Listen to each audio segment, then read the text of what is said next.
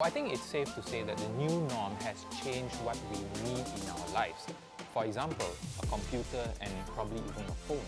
But then it comes to the problem where would you need a flagship device to perhaps do your college assignments, attend video calls, or just even sending text messages?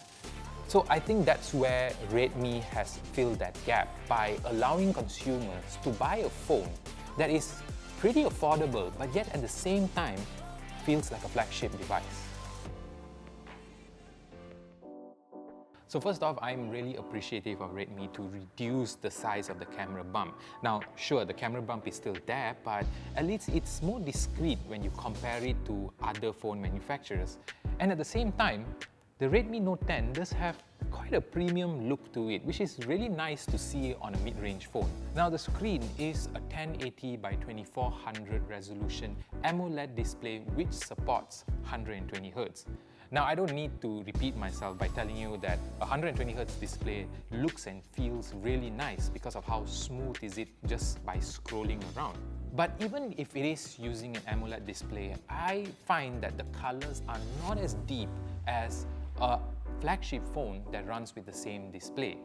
But then again, it is a mid-range phone, so I think it's pretty justifiable that you won't have a screen that is on par with a flagship device.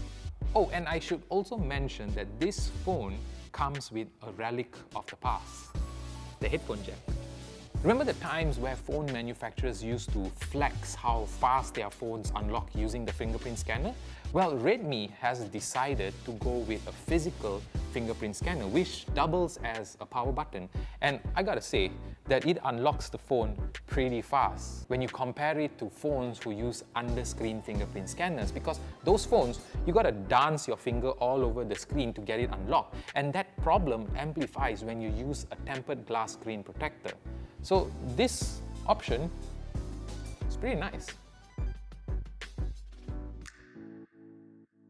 The saying that the line is blurred between a mid-range and a flagship phone is proven by the Redmi Note 10, because even though if it's a mid-range phone, it feels and performs like a flagship device. Powering the phone is a Snapdragon 765 processor, 8GB of RAM and 256GB of internal storage. Everything except for the processor is what you would find on a flagship device.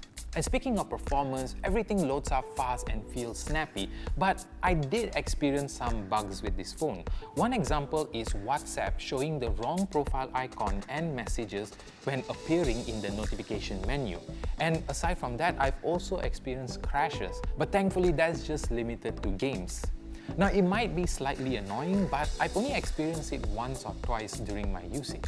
And speaking of video games, I am very surprised that the phone doesn't heat up as much when playing games like Genshin Impact or even Asphalt 9 on the highest graphical settings.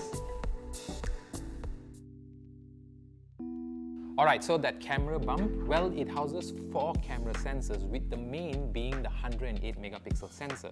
And I was very surprised to see that a mid-range phone can take very detailed shots, and the colors are not too overblown, but at the same time it's not too flat. So if you're planning to post a lot of pictures on social media, you probably just need to do slight editing on the pictures to get them to look really pretty. But at the same time, I honestly feel it's not necessary.